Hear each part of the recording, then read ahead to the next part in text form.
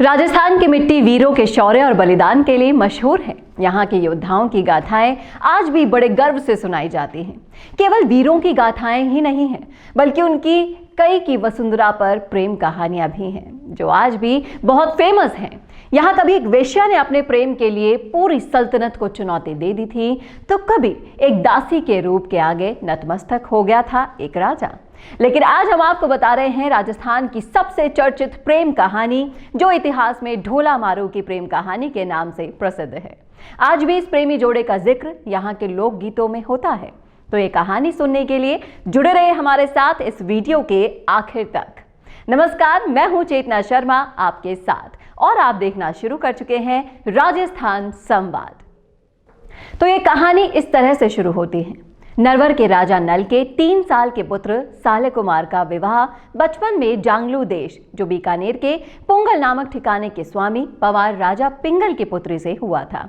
चूंकि दोनों बहुत छोटे थे, इसलिए दुल्हन को ससुराल नहीं ले जाया गया। बड़े हो जाने के बाद राजकुमार की एक और शादी कर दी गई। अब तक राजकुमार अपनी बचपन में हुई शादी के बारे में बिल्कुल भूल गया था।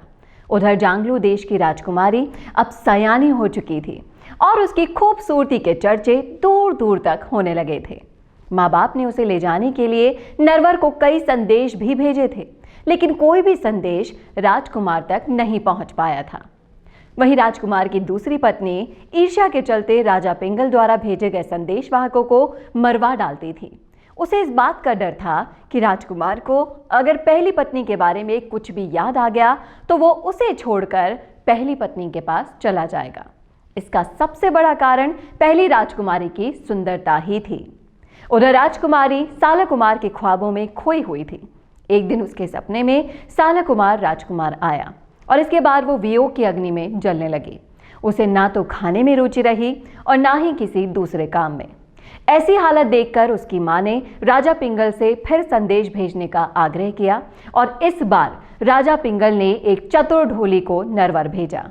जब ढोली नरवर के लिए रवाना हो रहा था, तब राजकुमारी ने उसे अपने पास बुलाकर मारू राग में दोहे बनाकर दिए और समझाया कि कैसे उसके प्रियतम के सम्मुख जाकर गाकर सुनाना है। ये सब इसीलिए किया गया क्योंकि दूसरी राजकुमारी किसी भी संदेशवाहक को राजा तक पहुंचने से पहले ही मरवा दिया करती थी। ढोली ने राजकुमारी को वचन दिया कि वो या तो राजकुमार को लेकर आएगा या फिर वहीं पर मर जाएगा। आगे की कहानी में क्या होगा, कौन सा ट्विस्ट आएगा, बताएंगे आपको एक छोटे से ब्रेक के बाद, इसीलिए जुड़े रहिए हमारे साथ। एंकरिंग करना हो या रेडियो शो होस्ट करना हो या फिर किसी मैच की लाइव कमेंट्री करना हो, इन सब के लिए आपको विशेष योग्यता चाहिए होती है। आकर्षक आवाज, आत्मविश्वास, भाषा पर पकड़, जानकारियां और प्रेजेंस ऑफ माइंड जैसी योग्यताओं का होना अनिवार्य है। टीवी या रेडियो एंकर या कमेंटेटर के पास स्पष्ट आवाज में बोलने की कला होनी ही चाहिए। अब तो उन्हें अपनी स्क्रिप्ट भी कई बार खुद ही लिखनी होती है। ऐसे में जर्नलिज्म बैकग्राउंड का होना भी अच्छा रहता है। साथ ही टेक्निकल सिस्टम को समझने की दक्षता भी हो तो ये रिकॉर्डिंग के समय अच्छा है। अच्छी आवाज और कुशल संचालन योग्यता आपको शुरुआती स्तर पर तो काम दिला सकती है, पर लंबी पारी खेलने के लिए आपको इन सारी स्किल्स का होना जरूरी है। इन सारी बारीकियों को अगर आप गहनता से समझना चाहते हैं तो आज ही नीचे दिए हुए नंबर पर संपर्क करें। ब्रेक के बाद आपका स्वागत है। तो चतुर ढोली याचक बनकर किसी तरह नरवर में राजकुमार के महल तक पहुंच गया। रात में उसने ऊंची आवाज में गाना शुरू कर दिया। बारिश के रिमझिम फुहारों में ढोली ने मल्हार राग में गाना शुरू किया और मल्हार राग का मधुर संगीत राजकुमार के कानों में गूंजने लगा। वो झूमने लगा। तब ढोली ने साफ शब्दों में राजकुमारी का संदेश भी गाया। गीत में राजकुमारी का नाम सुनते ही साला कुमार चौंक गया और उसे अपनी पहली शादी याद आ गई। ढोली ने गा गा कर बताया कि उसकी प्रियतमा कितनी खूबसूरत है और उसकी याद में कितने वियोग में है। ढोली पूरी रात ऐसे ही गाता रहा। सुबह राजकुमार ने उसे बुलाकर पूछा तो उसने पुंगल से लाया हुआ राजकुमारी का पूरा संदेश उन्हें कह सुनाया और आखिर में साला कुमार ने अपनी पहली पत्नी को लाने हेतु पुंगल जाने का निश्चय किया, पर उनकी दूसरी पत्नी मालवनी ने उसे रोक दिया। उसने कई बहाने बनाए, पर मालवनी हर बार उसे किसी तरह रोक देती थी और आखिरकार वो दिन आ गया जब राजकुमार एक बहुत तेज चलने वाले ऊंट पर सवार होकर अपनी प्रियतमा को लेने पोंगल पहुंच गया और वहां वियोग में जल रही राजकुमारी अपने प्रियतम से मिलकर खुशी से झूम उठी और आखिर उसे उसका प्रेमी जो मिल गया था। दोनों ने पोंगल में कई दिन साथ भी बिताए और एक दिन दोनों ने नरवर जाने के लिए राजा पिंगल से विदा ली। कहते हैं उस रास्ते के रेगिस्तान में राजकुमारी को सांप ने काट लिया था, पर शिव और पार्वती जी ने आकर उसको जीवन दान दे दिया था।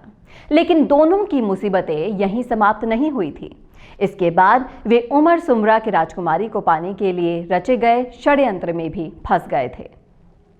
इसके अलावा उमर सुमरा सालकुमार को मारकर राजकुमारी को हासिल करना चाहता था, सो वो उसके रास्ते में जाजम बिछाकर महफिल सजाकर बैठ गया था।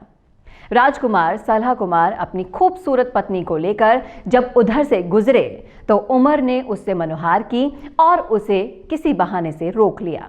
राजकुमार ने राजकुमारी को ऊंट पर बैठे ही रहने दिया और खुद उमर के साथ अमल की मनोहार लेने बैठ गया। आपको बता दें कि अमल क्या है। रेगिस्तानी इलाकों में किसी भी अतिथि की मनोहार या स्वागत अफीम के साथ की जाती है। इसी अफीम को अमल कहा जाता है। और इधर ढोली गा रहा था और राजकुमार और उमर अफीम की मनोहार ले रहा था। मारू के देश से आया ढोली बहुत चतुर था। उसे उमर सुमरा के षड्यंत्र का ज्ञान का आभास हो गया था। ढोली ने चुपके से इस षड्यंत्र के बारे में राजकुमारी को बता दिया। राजकुमारी भी रेगिस्तान की बेटी थी। उसने ऊंट के एड़ मारी और ऊंट भागने लगा तो उसे रोकने के लिए राजकुमार दौड़ा। पास आते ही मारूवणी ने कहा कि धोखा है, जल्दी ऊंट पर चढ़ो, ये तुम्हें मारना चाहता है। इसके बाद दोनों ने वहां से भागकर नरवर पहुंचकर ही दम लिया। यहाँ राजकुमारी का स्वागत सत्कार किया गया और वो वहां की रानी बनकर राज करने लगी।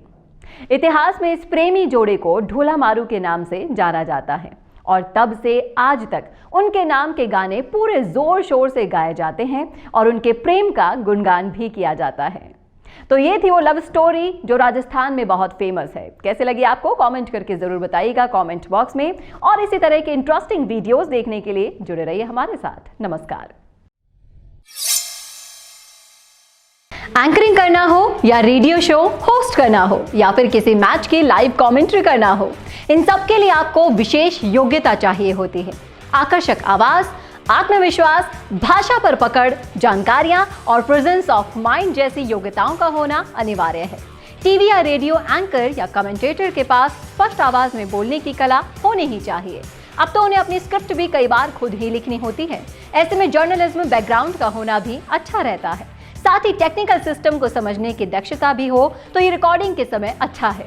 अच्छी आवाज और कुशल संचालन योग्यता आपको शुरुआती स्तर पर तो काम दिला सकती है, पर लंबी पारी खेलने के लिए आपको इन सारी स्किल्स का होना जरूरी है।